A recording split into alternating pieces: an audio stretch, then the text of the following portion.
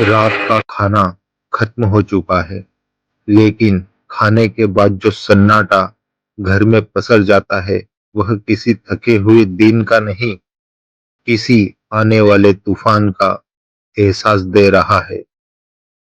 Dining table पर सिर्फ तीन चीजें बाकी है: खाली प्लेट, आधा गिलास पानी और कई सवाल। और सबसे बड़ा सवाल जानकी की आंखों में है। जानकी धीमे स्वर में राम से पूछती है, राम, एक बात पूछूं?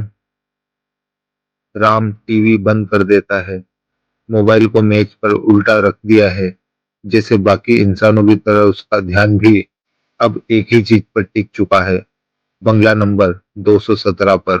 जानकी ने फिर ठंडे लहजे में राम से पूछा, राम, लोग उस बंगले के बारे में इतना क्यों बोल रहे हैं? राम की आंखों में हल्की सी चमक दिखाई देती है, जैसे यह सवाल उसकी जिज्ञासा को और हवा दे रहा हो। राम बोला, लोग तो बहुत कुछ बोलते हैं जानकी, हर पुरानी चीज को भूत प्रेत से जोड़ देते हैं। जानकी तेज आवाज में बोली, लेकिन अगर सच में वहां कुछ ऐसा हुआ तो? जानकी की आवाज में डर नहीं, एक जिम्मेदारी है, जिसे वह सिर्फ अपनी नहीं, अपने बच्चे की आवाज भी बनकर बोल रही हो। राम चिढ़कर बोलता है, मुझे अफवाहों पर विश्वास नहीं है जानकी। राम का स्वर तेज नहीं, लेकिन उसमें एक जिद है। जिद जो अक्सर इंसानी दिमाग को सच के अंधेरों में खुद चला देती है।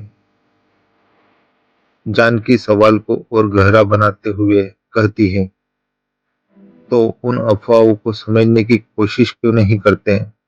बिना आग के धुआं नहीं उठता, लोग बातें कर रहे हैं तो कुछ तो बात जरूर होगी। राम रुकता है, उसकी चुप्पी किसी सच की तरह भारी पड़ जाती है।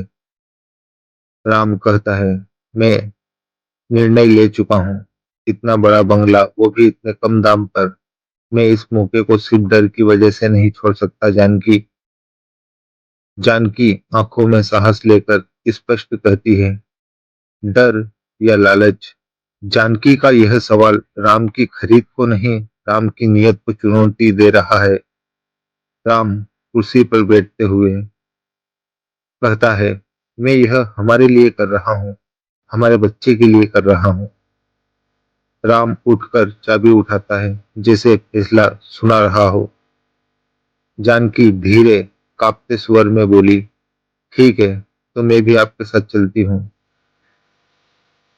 राम रुककर कोमल पर बोझिल शब्दों में बोला, अगर तुम्हारी प्रेगनेंसी का 9वां महीना न होता तो मैं तुम्हें कभी अकेला नहीं छोड़ता, पर मैं तुम और हमारे बच्चे को किसी भी तरह के जोखिम में नहीं डाल सकता। जानकी की आंखों में पानी उतर आता है, भावनाएं नहीं, असुरक्षा का डर। जानकी टूटते हुए स्वर में कहती है, मतलब वहां खतरा है, ये मानते हो आप? राम धीमे से कहता है, मेरा मतलब वहां कुछ भी हो सकता है जानकी, इसलिए मैं पहले खुद रहकर देखना चाहता हूँ। अगर जरा सा भी खतरा हुआ तो मैं तुरंत वापस आ जाऊंगा। तभी अचानक खिड़की जोर से बंद हुई, जैसे शायद कोई पहले ही जान चुका है कि कोई खुद चलकर उसके पास आने वाला है। सुबह होती है। सुबह की रोशनी खिड़की के पर्दों से चुपचाप अंदर सरक आई है। राम बिस्तर के पास खड़ा जरूरी सामान सहेज रहा है। उसके चेहरे पर वही जिद जो एक बार ठान ले फिर कोई बदल नहीं सकता। जानकी बेचैन होकर धीमे स्वर में बोली, राम, एक बार फिर सोच लीजिए। राम जानकी को बीच में रोकते हुए ठंडे लहजे में समझाते हुए बोला, लोग क्या कहते हैं उससे मुझे फर्क नहीं पड़ता, इतना बड़ा बंगला, वो भी मेरे बजट में, मैं ये मौका छोड़ नहीं सकता, बस। जानकी का दिल वहीं डूब गया। डर उसके चेहरे पर साफ है, मगर उसने राम को कभी रोका तो नहीं है, आज भी नहीं रोक पा रही है, लेकिन वह उसे अकेला भी नहीं छोड़ सकती है। जानकी ने कांपती उंगलियों से फोन उठाया और मैनेजर मिलन का नंबर डायल किया। फोन की घंटी 2 बार, फिर मिलन ने फोन उठाया। जी भाभी जी, कहिए। जानकी धीरे से बोली, मिलन भैया, राम आज उस बंगले में रहने जा रहे हैं। प्लीज आप भी उनके साथ जाइए, राम को अकेला मत छोड़िए, प्लीज। मिलन हिचकिचाते हुए बोला, भाभी जी, वो बंगला, माफ कीजिए, मैं वहां नहीं जा सकता। लोग उस बारे में न जाने क्या क्या कहते हैं।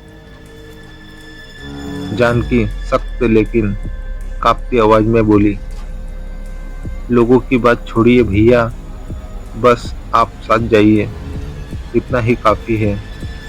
मैं उन्हें अकेला नहीं भेज सकती। मिलन हार मानते हुए डर के साथ कहता है, ठीक ठीक ठीक है भाभी जी, मैं जाता हूँ उनके साथ। थोड़ी देर बाद मिलन राम के घर आता है, हाथ में छोटा सा बैग और चेहरे पे बहुत सारा डर लेकर। मिलन धीमे से कांपते स्वर में कहता है, सर मैं भी आपके साथ चल रहा हूँ। राम ने मिलन को देखा, फिर धीरे से अपनी नजर जानकी की ओर घुमाई। राम समझ गया यह जानकी की ही जीद है। राम हल्की मुस्कान लिए दबे स्वर में बोला, ठीक है चलो मिलन, एक से भले दो। और बस राम और मिलन निकल पड़े उस बंगला नंबर 217 की तरफ। उन्हें लगा वे वहां अपनी मर्जी से जा रहे हैं, लेकिन किसी और की मर्जी उनसे कहीं पहले जाग चुकी है। बंगला नंबर 217 रात की नमी में डूबा खड़ा है, जैसे किसी की सांस रोकने का इंतजार कर रहा हो। टूटी खिड़कियों से धीमे धीमे हवा नहीं, जैसे किसी की सिसकियां निकल रही है। सीढ़ियों के कोने में जमी धूल ऐसे हिल रही है जैसे कोई अनदेखा चेहरा उनमें दबा पड़ा हो। दीवारों पर उखड़ा पेंट मानो नाखूनों से खोदा गया हो। फाटक खुद ब खुद हल्का सा हिल रहा है, जैसे कोई प्यासा अपनी आंखें फैलाए बस किसी के लौट आने का इंतजार कर रहा हो। क्या होगा जब राम की मुलाकात उस आत्मा से होगी? क्या उस आत्मा का अगला शिकार राम ही है, या बंगला नंबर 217 में राम की मौजूदगी इस कहानी को नई दिशा देगी? अपने सभी सवालों के जवाब जानने के लिए सुनते रहिए बंगला नंबर 217।